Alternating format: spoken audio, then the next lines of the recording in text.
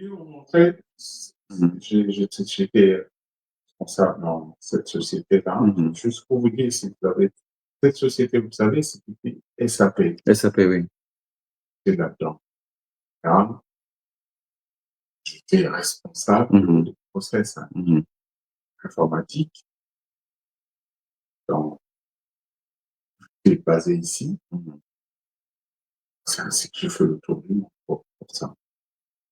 Alors que votre expertise, vous auriez pu en faire profiter l'Afrique et le Congo. J'en ai fait profiter à quelques pays, notamment les pays qui ont pris l'envol. Le Botswana, le Lesotho, mais dites-moi, le Ghana, ainsi de suite. Je parle dans chaque année, pardon, docteur, chaque année, quand j'étais dans ma boîte, la société est renouvelée de matos informatique. C'est fou du volume, hein. Et on devait l'envoyer en Afrique. Et envoyer en Afrique, pas envoyer. Construire des écoles informatiques et en même temps initier les gens dans les pays et en menant le matos.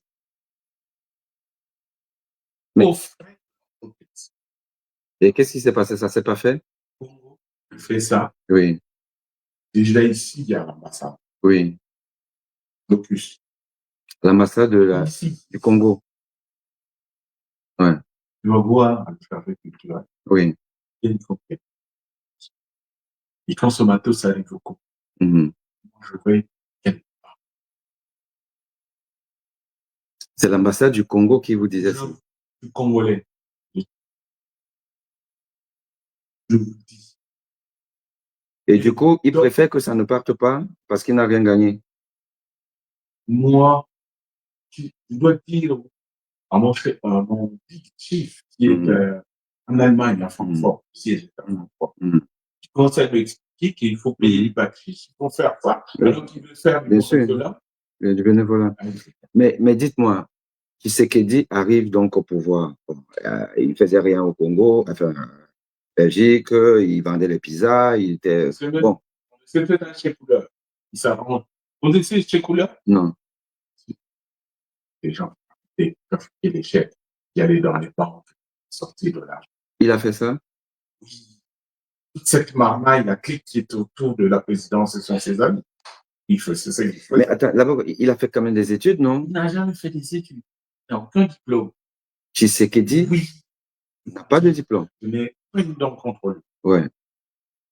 C'est un. Sur les 8 enfants, je ne sais pas combien d'enfants, Tshisekedi, il n'y a aucun enfant n'a étudié à un diplôme, sauf un qui a fait des études pour être gardien dans une prison en Belgique. Ok, bon, il rentre quand même, il est jeune, il y a de l'espoir sur lui, il peut ne pas avoir étudié, parce que bon, voilà, vous avez, j'allais même aussi parler de ça, Berogova n'a pas fait que, mais c'est l'un des meilleurs ministres de la France, hein, de l'économie, de Mitterrand, voilà, 5e République. Nous, on a eu notre premier président, Amadou Ahidjo, c'était un postier, il avait un facteur, mais on sait que si on se met dans le contexte de l'époque et tout, on s'imagine que s'il était là maintenant, le Cameroun serait davantage moins sous-développé. OK. Donc, l'école ne fait pas tout. Il y a aussi même l'école de la vie, le bon sens.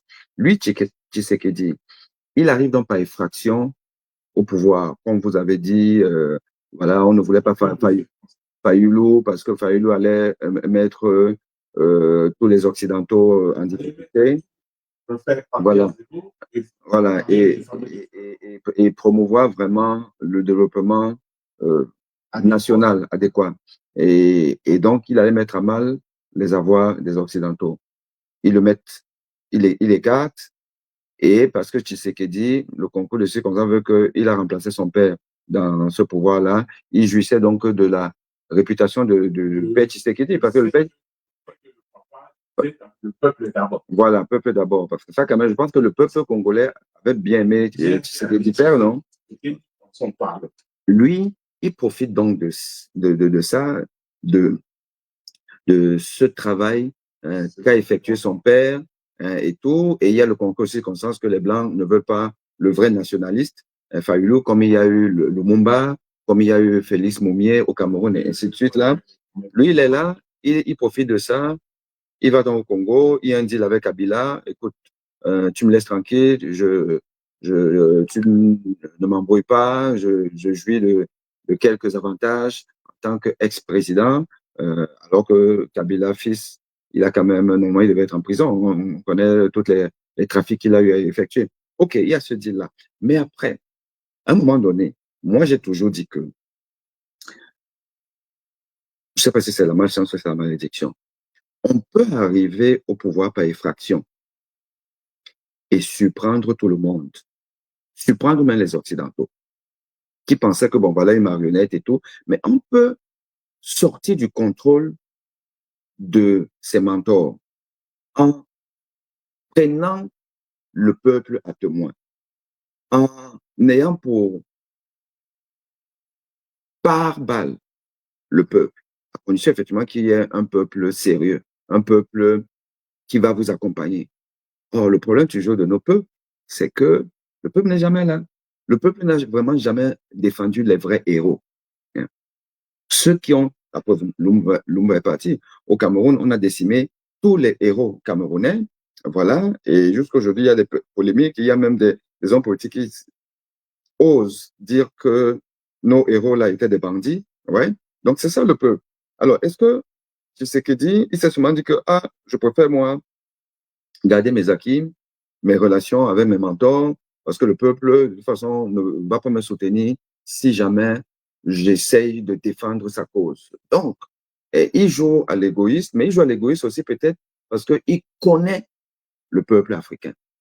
Et ça arrive donc à dire ce on s'est dit là tout à l'heure, qui est que quand on regarde les élections en Afrique, au Congo, je vous, les deux Congos d'ailleurs, les deux Congos, le Cameroun, le Sénégal, la Côte d'Ivoire. Non, ça va même au-delà de l'Afrique centrale, puisqu'aujourd'hui on a la Côte d'Ivoire, où il y a quand même un contentieux préélectoral, voilà, assez criard, où moi j'ai suivi un député à l'Assemblée qui dit que apparemment le pouvoir en place crée des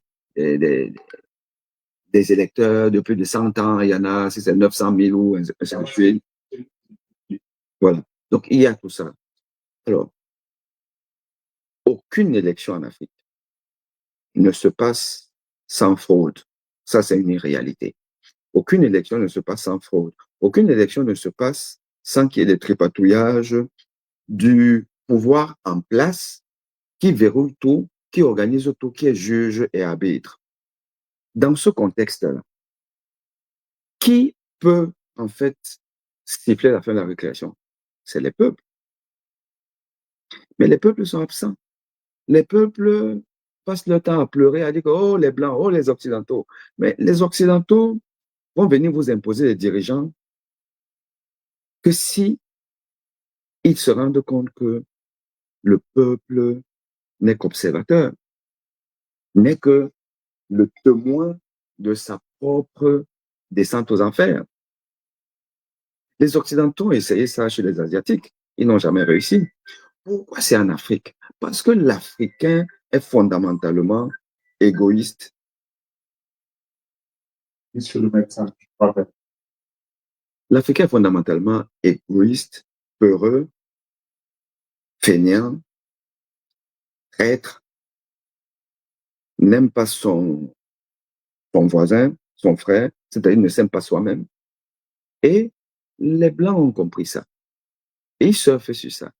Ils prennent donc certains parmi nous qui sont les moins brillants, qui n'auront pas le courage de placer le peuple au centre de leurs préoccupations.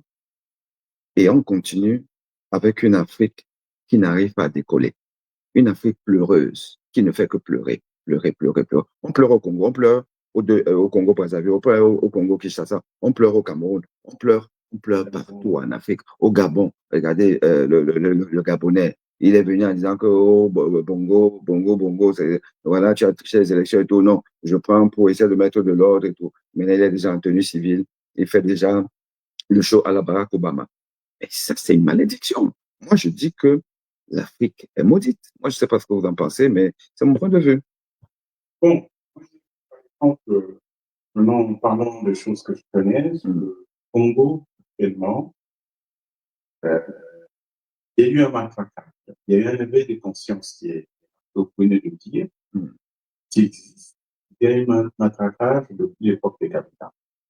Kabila a fait clonage de toutes les institutions à sa source. Et qui ont fait, qui ont muselé tout le monde avec des morts. Je ne parle pas de ce qui a conduit également à ces guerres. Si c'est qui est dit dans un inculte avec ce que l'on peut dire, ça des côtés. Il est arrêté. Lui, par contre, ça le mal, et c'est là où il a révolté. Il a muselé, en fait, il a transformé son entourage, toute l'administration, l'organisation de son clan. Alors, entre-temps, il y a, vous parlez, on vous prend. On vous figouille. Ah bon? Oui. Récemment, il a nommé, avec des populations, il a organisé le bureau de la présidence.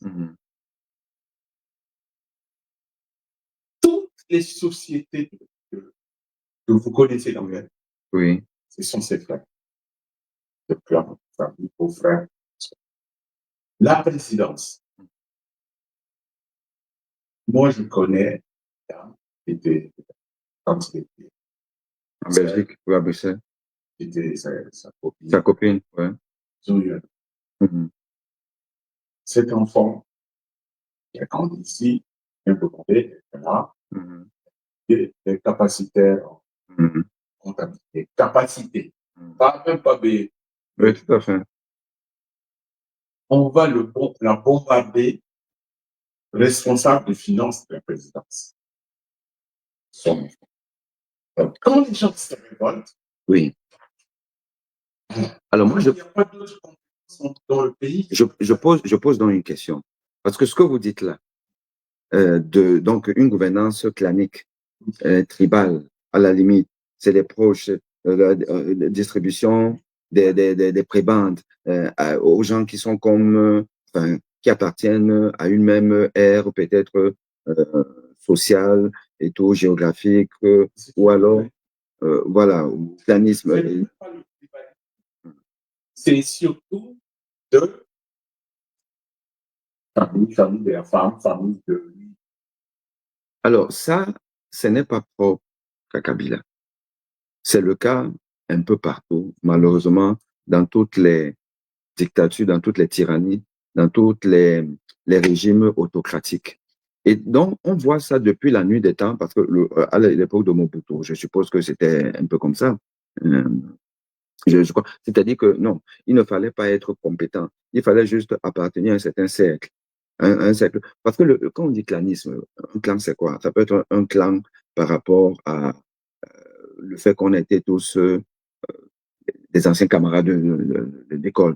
Ça peut être un clan parce que on est tous des anciens de Bruxelles.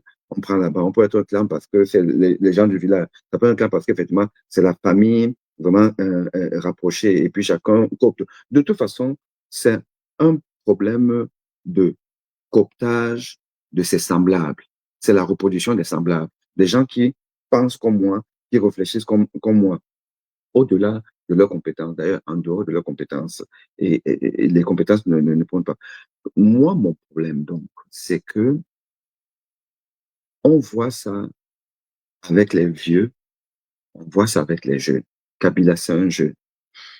Il vient avec les réflexes qui devraient être révolus depuis la nuit des temps.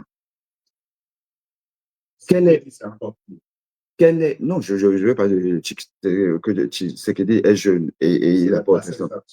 Alors, au Cameroun, c'est le même problème. Avec les, autre et qui veut encore avec les vieux. se repasser. On voit ça au Cameroun même aussi avec les jeunes. C'est que chacun dans sa sphère de pouvoir et tout se comporte sans mettre en avant la compétence des gens. Et c'est en ça que moi je dis que, effectivement, René Dumont avait raison. L'Afrique est mal partie. Pourquoi? Parce qu'en fait, alors que le monde a évolué, alors que les gens sont plus cultivés, il y a un brassage culturel qui est très important. La jeunesse africaine s'est confrontée à la jeunesse mondiale. On a étudié ici, là. On est là. Dès qu'on rentre chez nous, on rentre dans les reflets de nos vieux. Au Cameroun, il y a un débat aujourd'hui où on dit, oh, il est trop vieux. Il y a certains candidats qui sont jeunes. Enfin, un candidat a déjà 50 ans, à peine, il dit qu'il est encore jeune. Vous savez, et c'est normal. Quand le pays est gouverné par des gars de 90 ans, 100 ans, évidemment, celui de 50 ans, il est jeune. Oh, Macron est devenu président, il avait, je ne sais pas s'il avait 40 quelque chose d'années. OK? Alors, donc, au Cameroun, les gens vous disent, oh, la jeunesse, oh, la jeunesse. La jeunesse n'est pas un programme politique. On peut être vieux et avoir un esprit de jeune. Tout comme on peut être jeune et avoir un esprit de vieux. Le problème, donc, de l'Afrique, c'est que les vieux et les jeunes sont vieux dans leur esprit. Et donc, l'Afrique n'a pas d'avenir, malheureusement. Enfin, c'est un bon débat. On le continuera la prochaine fois. Donc. Et là, ensemble. Pardon? Qu'est-ce que vous m'en dites? Non, là, bon, je termine le live et avant de vous parler de ça, parce que là, c'est secret médical, on ne peut pas le dire à Mondovision. Donc, chers amis, chers Africains, Ivoiriens, Sénégalais, Congolais encore, puisqu'il y a 2 Congos, Kenya, Camerounais, Gabonais, Centrafricains, l'Afrique, à un moment donné, remettons-nous en question. Remettons-nous en question. Soyons très intransigeants avec ceux qui nous dirigent. Ne nous laissons pas emporter dans un certain défaitisme et un esprit qu'on appelle l'esprit du Calimero, c'est-à-dire des plaintes puériles qui ne servent à rien. Il faut être dans l'action, dans l'action. Depuis la nuit des temps, on nous a toujours dit que c'est les Occidentaux notre problème. C'est eux qui placent leurs pions. Ces pions-là sont nos frères, sont nos pères, sont nos oncles, sont des Africains comme nous. Nous devons exiger d'eux d'aimer leur peuple. Et s'ils ne veulent pas aimer leur peuple, nous devons prendre notre destin en main, car le peuple est souverain. On le dit, mais on ne l'applique pas. Le peuple est souverain. La souveraineté du peuple voudrait que ce peuple considère que ses dirigeants sont ses employés. Les dirigeants sont les employés des peuples. Depuis quand un employé va être plus riche que son patron? Depuis quand nous allons, enfin, pas depuis quand, mais pourquoi allons-nous continuer à considérer que nos dirigeants qui sont élus théoriquement par nous doivent avoir tous les privilèges et nous laisser exsangues? Comment nous nous accommodons de ça? J'apprends des choses à propos de Tshisekedi, le président du Congo, qui apparemment n'a aucun parcours sérieux, un chômeur patenté, ou fut un chômeur patenté, incapable même de vendre les pizzas, qui était dans des trafics de chèques ou je ne sais pas trop de quoi, parce que le fils d'eux, et les fils d'eux, on connaît ça. Profitant donc de ce que son père a tellement fait du beau travail en tant que combattant, en tant qu'adversaire politique de Mobutu et peut-être de Kabila, voilà, on lui sert le pouvoir sur un plateau doré par les Occidentaux. OK. Mais à un moment donné, j'ai envie de dire qu'il a été réélu. On me dira que, bon, oui, il a verrouillé tout. Les systèmes électoraux en Afrique sont toujours verrouillés. Ceux qui verrouillent ça, mais ils ne sont pas des génies. Ils ne peuvent pas être plus intelligents que le peuple. Et le peuple, à un moment donné, peut se lever. Je dis encore que au monde actuel, qui est un village planétaire ouvert, aucune dictature, aucune tyrannie ne peut tirer sur 1 million de personnes. Ce n'est pas possible. Comment on peut martyriser 30 millions de Camerounais? Ou vous êtes combien au Congo? 100 millions. 100 millions de Congolais. Allez, allons même dire que les statistiques, les recensements en Afrique, c'est un peu calamiteux. Enlevons 10 millions, 90 millions. Enlevons encore 10 millions, 80 millions de Congolais. Toujours à pleurer. Pourquoi ça va pleurer que les Belges nous ont exploités? Mobutu est venu. Il n'a pas fait moins pire que les Belges. Kabila est venu. Pareil. Kabila fils. Pareil. Tshisekedi, le fils d'un opposant valeureux. Il vient faire contextuellement. Et c'est pas la faute des Blancs. Je suis désolé. C'est pas la faute des Blancs. C'est la faute du nègre. C'est la faute du nègre. C'est notre faute. Et ça, vous avez ça partout. Vous avez ça au Congo, Brazzaville, de Sassou Nguesso. Vous avez ça au Cameroun, un pays, 30 millions d'habitants, mis dans la bouteille par un papa de 93 ans. Quelle honte, peuple, quelle honte. Allez, je vous dis, l'avenir de l'Afrique repose sur les mains de sa jeunesse. Si la jeunesse africaine veut continuer à se comporter comme ses aïeux, ses ancêtres, ses parents, écoutez, vous savez, nous, on aura fait ce qu'on a pu, hein. On se bat pour vous, mais vous n'aurez rien. Regardez les poubelles du Cameroun.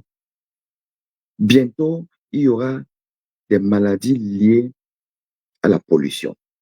La pollution est le facteur de risque le plus puissant aujourd'hui dans le monde, la pollution. C'est-à-dire que le fait d'humer toutes les odeurs de décomposition des éléments de la nature vous entraîne des maladies respiratoires, cardiovasculaires, cancérigènes,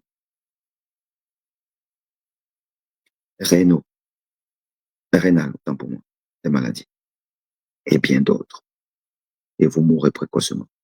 La mortalité précoce est déjà importante dans les pays africains, parce que sous-développés, elle va encore être galopante. En Afrique, ça va être, au Cameroun, ça va être une hécatombe bientôt avec toutes ces poubelles que vous voyez là. Vous voulez mourir? Allez, allez-y. Ok, les amis, à bientôt. Right, thank you. So, you are welcome. You contributed. Just that provides just a little bit.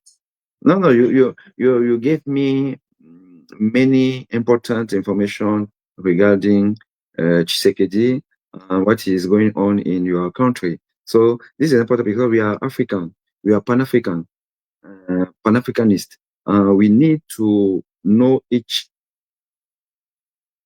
country as well and to collect all data to have the overall idea of what is going on in Africa, how we can improve our conditions, self-development, by working together. Like say our just leader in the past, Kwame Nkrumah, Lumumba, Sékou Touré, Haile Selassie. I thought that maybe the last who, Pan-African, who tried to do something is Kadhafi. Kadhafi. Yes. Voilà. Bon, allez, maintenant, allez, les amis, au revoir, au revoir. Super.